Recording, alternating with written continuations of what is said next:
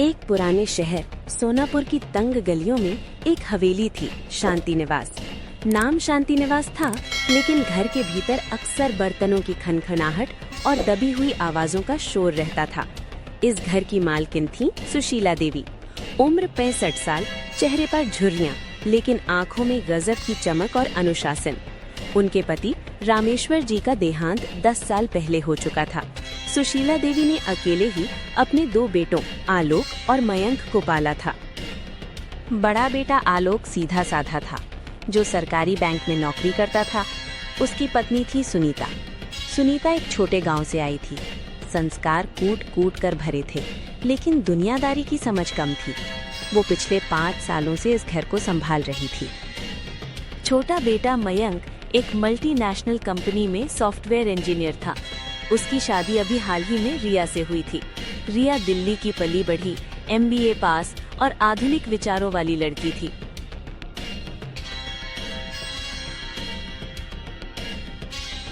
आज की सुबह कुछ अलग थी। घर में तनाव की एक महीन रेखा खिंची हुई थी। हे भगवान, आज फिर दूध वाला देर से आया। माँ जी की पूजा का समय हो गया है। अगर चाय 5 मिनट भी लेट हुई तो पूरा घर सिर पर उठा लेंगी। तभी सुशीला देवी रसोई में प्रवेश करती है।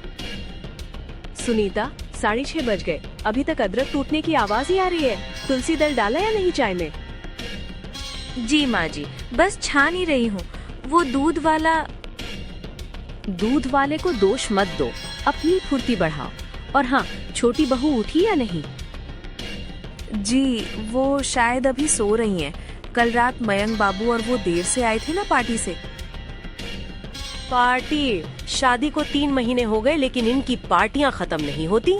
इस घर का नियम है, बहू को सूरज उगने से पहले उठना चाहिए। जा, उसे उठा और कह कि नीचे नाश्ते की मेज पर आए। सुनीता ने सिर झुकाकर जी कहा, लेकिन उसका मन भारी था। वो जानती थी कि रिया को सुबह सुबह उठाना बारूद में चिंगारी लगाने जैसा है। सुनीता चाय का कप माजी को पकड़ाकर ऊपर की मंजिल की ओर बढ़ी, जहां आधुनिकता सो रही थी।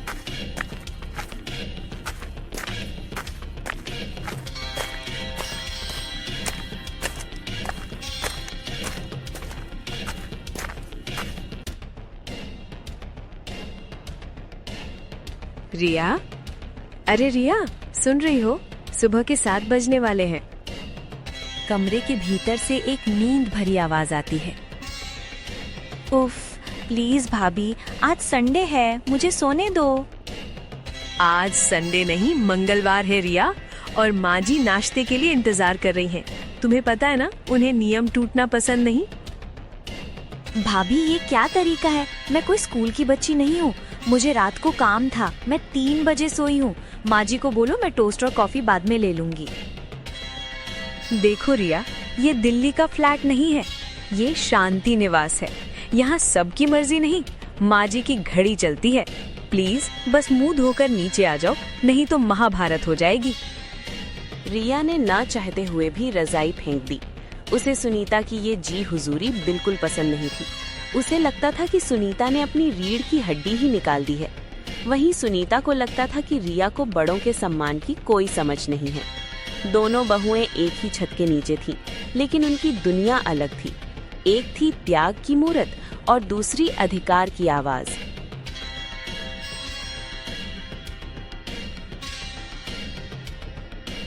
नीचे डाइनिंग टेबल पर माहौल गर्म था। मयंक, तूने अपनी बीवी को समझाया नहीं? 9 बजे ऑफिस जाना है तुझे, और अभी तक उसका आता पता नहीं है। माँ, वो आज वर्क फ्रॉम होम कर रही है, उसे रिलैक्स रहने दो ना। क्यों सुबह सुबह कसरत करवा रही हो? कसरत? घर के नियम को तू कसरत कहता है? देख तेरी भाभी को, 5 बजे से मशीन की तरह चल रही है। तभी रिया सीढ़ियों से उतरती है। उसने नाइट सूट पहना है। सुशीला देवी की आंखें बड़ी हो जाती हैं। Good morning everyone. Good morning? इसे दोपहर कहते हैं हमारी जुबान में। और ये क्या पहन रखा है? बहू हो इस घर की, कम से कम ढंग के कपड़े तो पहनकर नीचे आया करो। मान जी, ये नाइट वियर है और बहुत कंफर्टेबल है, और घर में ही तो हूँ, कौन सा बाहर जा रही हूँ। माँ जी, आप आलू का परांठा लीजिए, गरम है। रिया, तुम्हारे लिए पोहा बनाया है, तुम तेल कम खाती हो ना। सुनीता ने बात संभालने की कोशिश की, लेकिन चिंगारी भड़क चुकी थी। ये केवल कपड़ों या समय की बात नहीं थी, ये 2 पीढ़ियों और 2 विचारधाराओं का टकराव था। सुशीला देवी को लगता था कि रिया घर तोड़ देगी, और रिया को लगता था कि ये घर उसका दम घोंट रहा है। समय बीतता गया। छोटी मोटी खटपट अब रोज का नाटक बन गई थी। एक दिन बात हद से आगे बढ़ गई। मुद्दा था रसोई का। रिया को ऑलिव ऑयल और ग्रिल्ड खाना पसंद था, जबकि सुशीला देवी और आलोक को शुद्ध घी के परांठे और मसालेदार सब्जियां। सुनीता बेचारी बीच में पिसती रहती। वो एक तरफ कढ़ाई चढ़ाती तो दूसरी तरफ ओवन। अरे सुशीला, मैंने सुना तेरी छोटी बहू ने कल ऑनलाइन खाने का ऑर्डर किया था।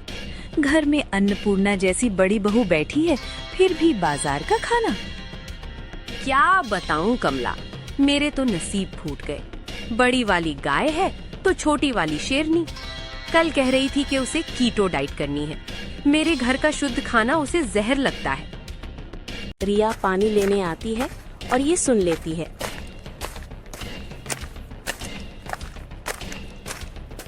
चाची जी नमस्ते। वैसे एक चुगली करने से डाइजेशन अच्छा होता है क्या? और माँ जी, मुझे घर का खाना जहर नहीं लगता, लेकिन रोज तेल मसाला खाकर मुझे बीमार नहीं होना।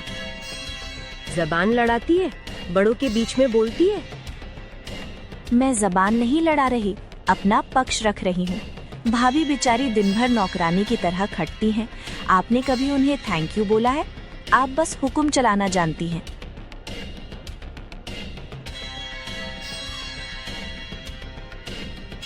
रिया, चुप हो जाओ, माँ जी है वो। नहीं भाभी, आज फैसला हो ही जाए। मुझे अपनी रसोई अलग चाहिए। मैं अपनी और मयंक के लिए अलग खाना बनाऊंगी। मुझे इस रोज रोज की चिकचिक से आजादी चाहिए। रसोई अलग चाहिए, ये शब्द शांति निवास की दीवारों से टकराए और सन्नाटा छा गया। सुशीला देवी को लगा जैसे किसी ने उनके सीने पर वार किया हो। संयुक्त परिवार का टूटना उनके लिए सबसे बड़ा दुस्वप्न था। उस रात घर में चूल्हा नहीं जला।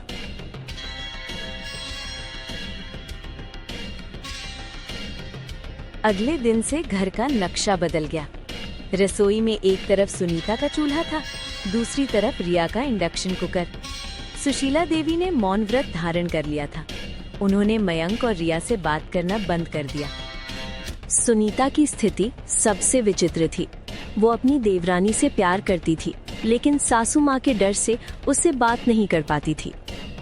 शाम का समय, रिया अपनी बालकनी में बैठी लैपटॉप पर काम कर रही है। सुनीता उसके लिए छिपकर अदरक वाली चाय लाती है।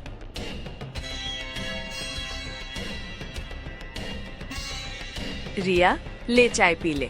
मयंक ने बताया तेरे सिर में दर्द है। थैंक्स भाभी। आप क्यों लाई? माँ जी देखेंगी तो डांटेंगी। डांट तो मैं रोज खाती हूँ, उसकी आदत है। पर तू बता, तू खुश है अलग होकर? खुश? पता नहीं भाभी, आजादी तो मिली है, पर अजीब सा सोनापन है। मुझे खाना बनाना आता नहीं है ठीक से। कल दाल जल गई थी, मयंक ने बिना खाए ही सो गया। मुझे गिल्ट फील हो रहा है। तू फिक्र मत कर, दाल जल गई तो क्या हुआ, मैं तुझे सिखा दूंगी। देख रिया, माँ जी पुराने जमाने की हैं, वो झुकेंगी नहीं, लेकिन दिल की बुरी नहीं है।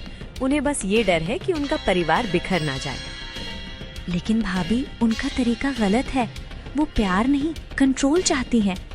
और आप कैसे सह लेती हैं सब? आपके कोई सपने नहीं हैं? सपने थे शायद, पर अब ये परिवार ही मेरा सपना है। जब आलोक जी शाम को घर आते हैं और मुस्कुराते हैं, जब माँ जी मेरे हाथ का खाना खाकर तृप्त होती हैं, तो लगता है मेरा सपना पूरा हो गया। हर किसी की खुशी का पैमाना अलग होता है। रिया उस दिन सुनीता को देखती रह गई। उसे पहली बार लगा कि सुनीता अनपढ़ या गंवार नहीं, बल्कि उससे कहीं ज्यादा समझदार है। जिसे वो कमजोरी समझ रही थी, असल में वो सुनीता की ताकत थी, धैर्य। लेकिन नियति को कुछ और ही मंजूर था। रिश्तों को जोड़ने के लिए कभी कभी किसी बड़े झटके की जरूरत होती है। 2 महीने बीत गए। बंटवारा अब एक आदत बन चुका था। तभी एक रात अचानक सुशीला देवी के कमरे से जोरदार आवाज आई, कुछ गिरने की आवाज। माँ क्या हुआ? सब दौड़कर कमरे में पहुंचते हैं। सुशीला देवी जमीन पर पड़ी हैं। उनका आधा शरीर सुन्न पड़ गया है, मुंह टेढ़ा हो गया है। मयंक, जल्दी एम्बुलेंस को कॉल करो। भाभी, आप घबराइए मत, इन्हें करवट दिलाओ ताकि सांस आ सके। ये स्ट्रोक, लकवा के लक्षण हैं। उस पल घर के सारे झगड़े, सारी दीवारें ढह गईं। रिया ने अपनी कॉर्पोरेट कुशलता का इस्तेमाल किया। उसने तुरंत शहर के बेस्ट न्यूरोलॉजिस्ट को फोन किया, एम्बुलेंस को सही लोकेशन दी और मयंक को शांत किया। दूसरी तरफ सुनीता मांझी का सिर अपनी गोद में रखकर रो रही थी, लेकिन साथ ही साथ उनके हाथ पैर रगड़ रही थी। अस्पताल में डॉक्टर ने कहा कि हालत गंभीर है। सुशीला देवी को आईसीयू में रखा गया। उन्हें पैरालिसिस यानी लकवा का अटैक आया था। अगले 10 दिन शांति निवास के लोगों के लिए परीक्षा की घड़ी थे। सुशीला देवी अस्पताल में थी। आलोक और मयंक ऑफिस और अस्पताल के चक्कर काट रहे थे, लेकिन असली युद्ध तो बहुएं लड़ रही थी। रिया ने कमान संभाली। वो डॉक्टरों से अंग्रेजी में बात करती, दवाइयों का चार्ट बनाती, इंश्योरेंस के पेपर संभालती और ये सुनिश्चित करती कि इलाज में कोई कोताही ना हो। उसकी स्मार्टनेस और तेज दिमाग आज पूरे परिवार का सहारा बन गया था। सुनीता ने सेवा संभाली।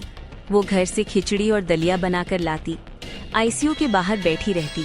जब सुशीला देवी को होश आया तो नर्सों के बजाय सुनीता ने उनकी गंदगी साफ की, उन्हें स्पंज किया, उन्हें चम्मच से पानी पिलाया।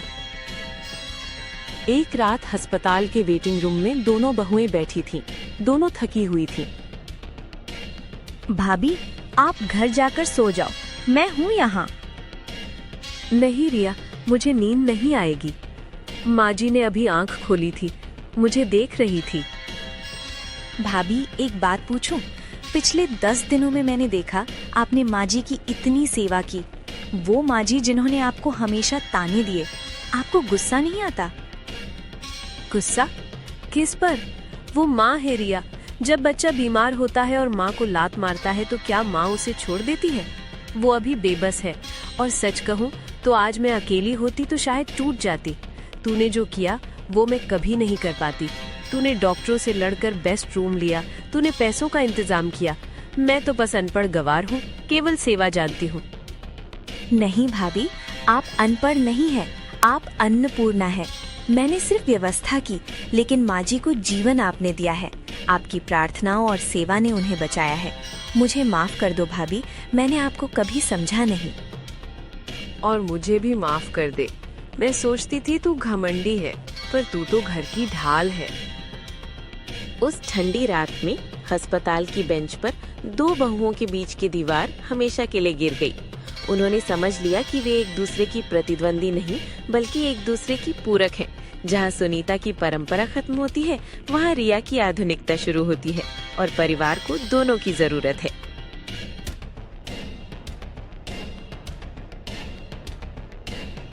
1 महीने बाद सुशीला देवी घर लौटी। वे अभी पूरी तरह ठीक नहीं थी, व्हील चेयर पर थी, लेकिन उनकी बोली लौट आई थी। घर में एक बड़ा बदलाव आया था। रसोई की दीवार हटा दी गई थी। अब वहाँ एक ही चूल्हा था। सुनीता, रिया।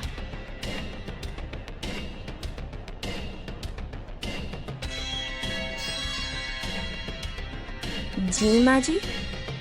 मुझे माफ कर दो बेकियों। ये क्या कह रही हैं माँ जी? मैं हमेशा तुलना करती रही। सोचती थी कि सुनीता अच्छी है क्योंकि वो सिर झुकाती है और रिया बुरी है क्योंकि वो सिर उठाती है। लेकिन जब मैं मौत के दरवाजे पर थी तो मुझे दोनों की जरूरत पड़ी। सुनीता ने मुझे अपनी ममता से जिलाया और रिया ने अपनी अक्ल से बचाया। अगर तुम दोनों में से एक भी न होती तो आज ये घर अनाथ हो जाता। माँ जी प्लीज रोइए मत, डॉक्टर ने स्ट्रेस लेने से मना किया है। और सुनिए, अब घर के नियम थोड़े बदलेंगे। सुबह की चाय भाभी बनाएंगी, लेकिन शाम का सूप मैं बनाऊंगी, हेल्दी वाला। और संडे को हम सब बाहर खाना खाने जाएंगे, कोई ना नहीं कहेगा। हाँ मान जी, रिया ठीक कह रही है। और हाँ, रिया मुझे अब इंग्लिश सिखा रही है ताकि अगली बार डॉक्टर से मैं भी बात कर सकूं। वाह, तो अब हमारी क्या जरूरत है? लगता है इस घर में अब बहू राज चलेगा। राज नहीं, साथ चलेगा। शांति निवास अब सच में शांति और प्रगति का निवास बन गया था। सुनीता ने रिया से सीखा कि खुद के लिए आवाज उठाना गलत नहीं है, और रिया ने सुनीता से सीखा कि झुकने में भी एक गरिमा होती है। अब उस घर में पराठे भी बनते थे और पास्ता भी, तुलसी की पूजा भी होती थी और लेट नाइट मूवी भी देखी जाती थी। इस कहानी से हमें ये सीख मिलती है कि परंपरा और आधुनिकता एक दूसरे के दुश्मन नहीं है। एक घर को चलाने के लिए सेवा, सुनीता, और समझ, रिया, दोनों की आवश्यकता होती है। जब बहुएं एक दूसरे से जलने के बजाय एक दूसरे की ताकत बन जाती हैं, तो वो ससुराल सिर्फ ईंट पत्थर का मकान नहीं बल्कि जन्नत बन जाता है। सास को भी ये समझना चाहिए कि हर बहू का प्रेम जताने का तरीका अलग होता है। तुलना रिश्तों को दीमक की तरह खा जाती है, जबकि स्वीकार्यता यानी एक्सेप्टेंस उन्हें वट वृक्ष की तरह मजबूत बना देती है।